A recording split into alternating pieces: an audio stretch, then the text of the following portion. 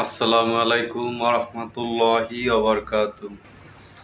আর বাংলা বা রিপাবলিক বাংলা নামে একটা চ্যানেল ভারতের, এই চ্যানেলের সাংবাদিকগুলা পুরাই হকারিগিরি করে, মলম বিক্রেতাকেও ফেল করবে এই চ্যানেলের কিছু বদমাইশ সাংবাদিক। বাংলাদেশের স্বৈরাচার শেখ হাসিনা পতন হওয়ার পর থেকেই ডক্টর ইউনূসকে নিয়ে এবং বাংলাদেশকে নিয়ে প্রতিনিয়ত এরা জয়লাভুরিয়া ছাই হইতেছে। প্রতিনিয়ত বাংলাদেশকে নিয়ে মিথ্যা উদ্ভট কিছু গল্প বানায়া ছাড়তেছে, মানুষের মধ্যে বিভ্রান্ত সৃষ্টি করতেছে। গতকালকে পাকিস্তান থেকে একটি কন্টেইনার জাহাজ আসছে পণ্যবাহী মাল নিয়ে, সেই জাহাজটা আসা নিয়ে কি সব মানে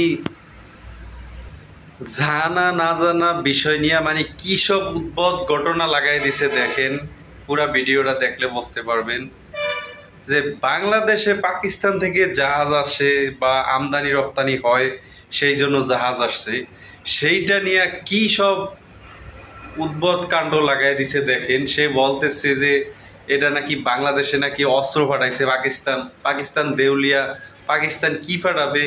তোগো মতো ফকিন্নি রে, ভারতের মতো ফকিন্নি পাকিস্তান। হ্যাঁ, পাকিস্তানে একটা কন্টেইনার বাংলাদেশে আসছে, হেয়া নিয়ে পুরা ভারতের একবারে সবাই একবারে কাপড় নষ্ট হয়ে গেছে যে কি আসলো পাকিস্তান থেকে, কি অস্ত্র আসলো বাংলাদেশকে। এত ভয় পায় ওরা যে আবার সেভেন সিস্টারের যুদ্ধ লাগবে, এই ভয়ে পাগল পাড়া ভারতের কিছু পাগলা মিডিয়ার মধ্যে এক নম্বর হয়েছে এই রিপাবলিক বাংলা নামের এই আউল ফাউল চ্যানেলগুলো। যে কারা তৈরি করে আর এই সমস্ত মানে মলম বিক্রেতাকেও ফেল করবে, যারা মলম বিক্রি করে হকারগিরি করে তাদেরকেও ফেল করবে এই রিপাবলিক বাংলার হকার সাংবাদিক ময়ূক নাকি নাম।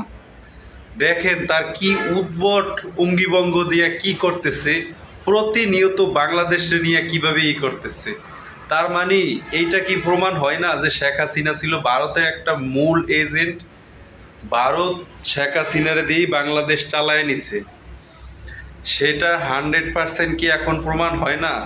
শেখ হাসিনা পতন হওয়ার সাথে সাথেই ভারত পাগল পাড়া হয়ে গেছে যে কি হইতেছে বাংলাদেশে, বাংলাদেশ নিয়ে একবারে অন্যরকম হয়ে গেছে।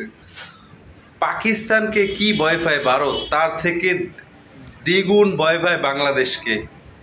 বাংলাদেশ যে কোনো সময় সেভেন সিস্টারের যুদ্ধ লাগাই দিতে পারে। এই ভারত কিভাবে এই রাজ্যগুলাকে দখল করছে সবাই জানে। স্বৈরাচারী হাসিনা পতন হওয়ার সাথে সাথেই এই ভারতের মাথা নষ্ট হয়ে গেছে। এক একটা কি উদ্ভট কাহিনী কইরা যাইতেছে। ডোনাল্ড ট্রাম্প আসায় নাকি ডক্টর ইউনূস সাবরে নাকি কিভাবে সরায় আবার শেখ হাসিনারে আনবে। প্রতিনিয়ত বাংলাদেশকে নিয়ে তাদের না চুলকাইলে তাদের ফেরের ভাত হজম হয় না। এই যে কিছুদিন আগে একটা দিছে, চট্টগ্রাম আলাদা হয়ে যাবে, চট্টগ্রাম ভারতের অংশ হয়ে যাবে।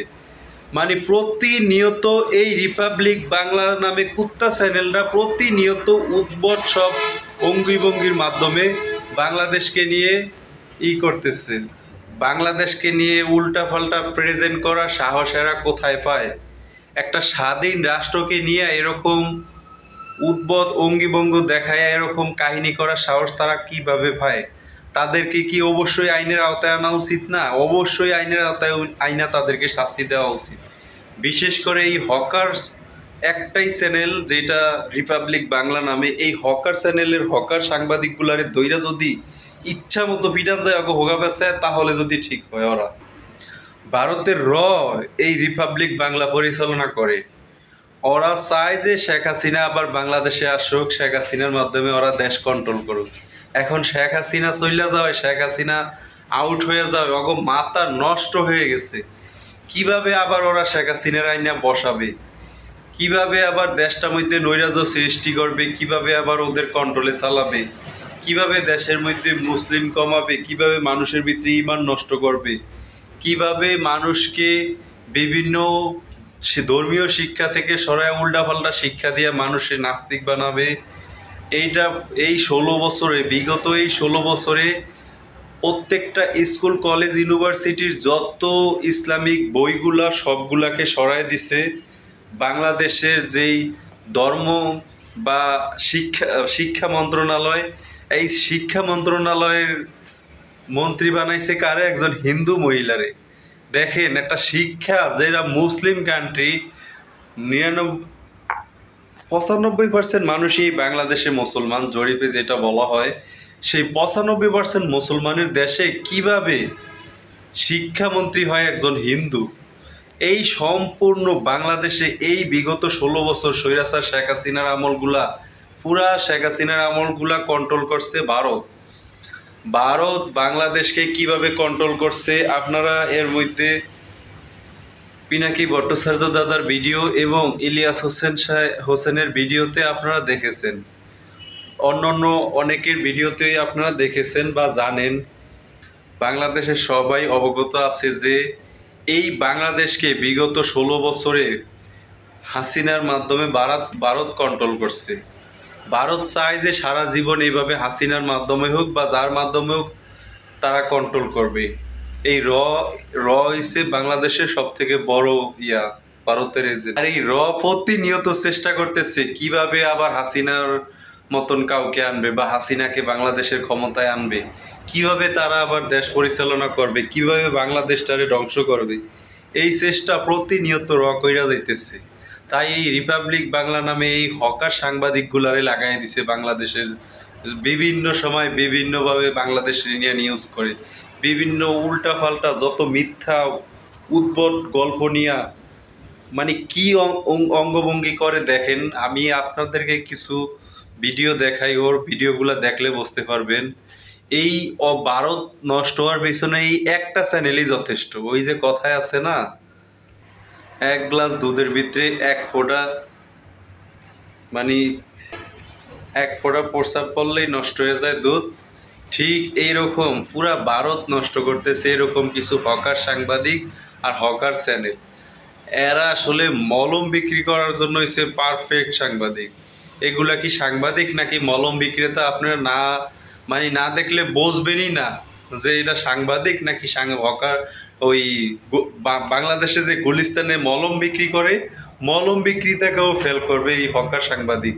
ময়ূক নাকি নাম, আরো কয়েকটা আছে। দেখেন এগো কাহিনীগুলা দেখেন, কি উদ্ভট কথা বলে।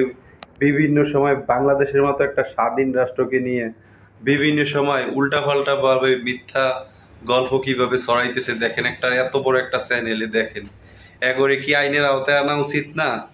শেখ হাসিনার এজেন্ট হইয়া বাংলাদেশ নিয়ে কিভাবে কি করতেছে দেখেন এই জাউরা চ্যানেলটা। এগোর বিরুদ্ধে আপনারা কিছু বইলা যান, ভিডিওটা আমি আপনার করে দেখাই।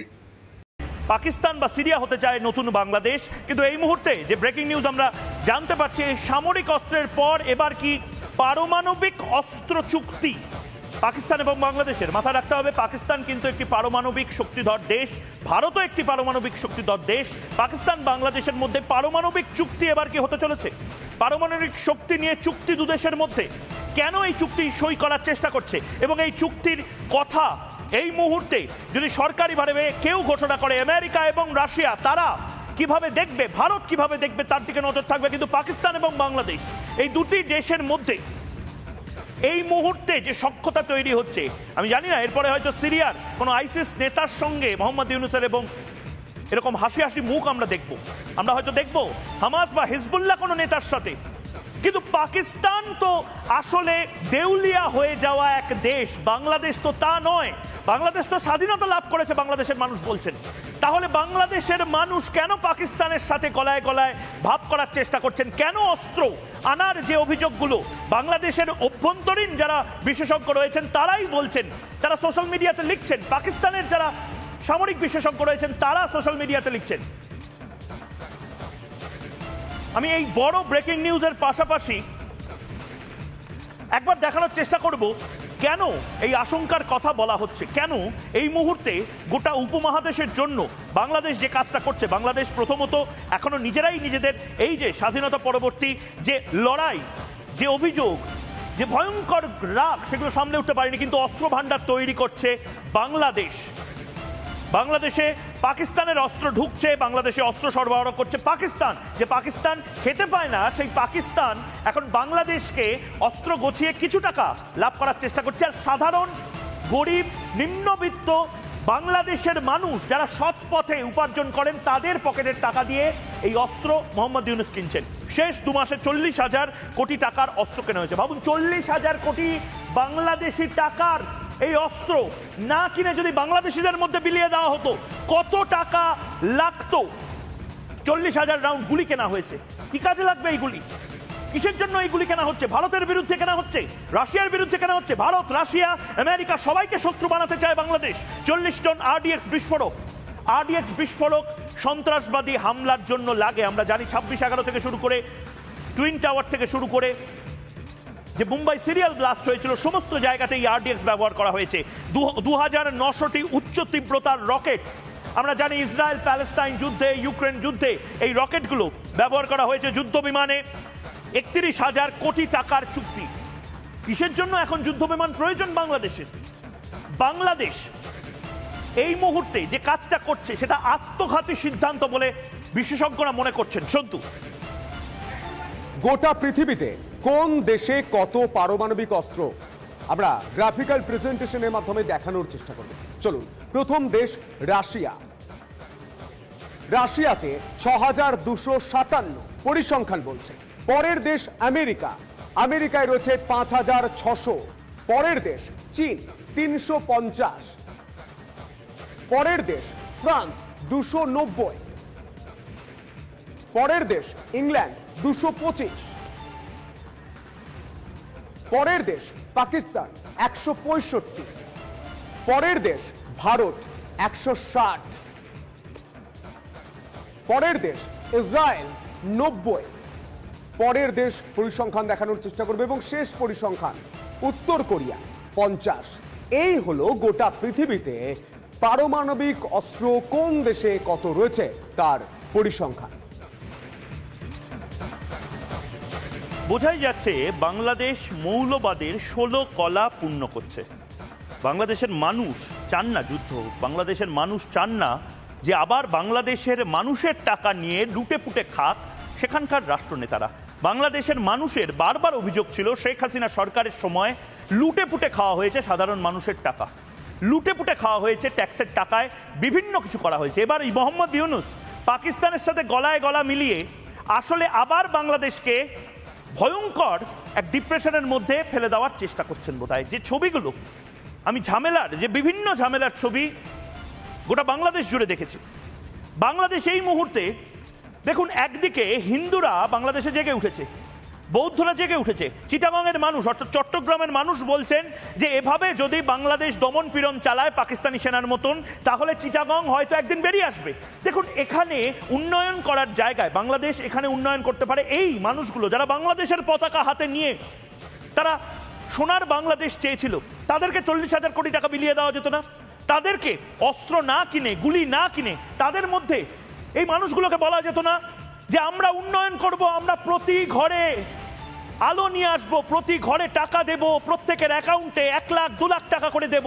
সেগুলো না করে যারা সমন্বয়ক আছেন, যারা ছাত্র নেতারা রয়েছেন, যারা আন্দোলনকারী রয়েছেন, তারা এক মারাত্মক কথা বলছেন এবং তাতেই গোটা উপমহাদেশ, আমেরিকা, রাশিয়া এবং তার পাশাপাশি চায়না ভারতের সাথে বোধহয় এবার একজোট হয়ে বাংলাদেশকে একটা কোনো হুঁশিয়ারি দেবে।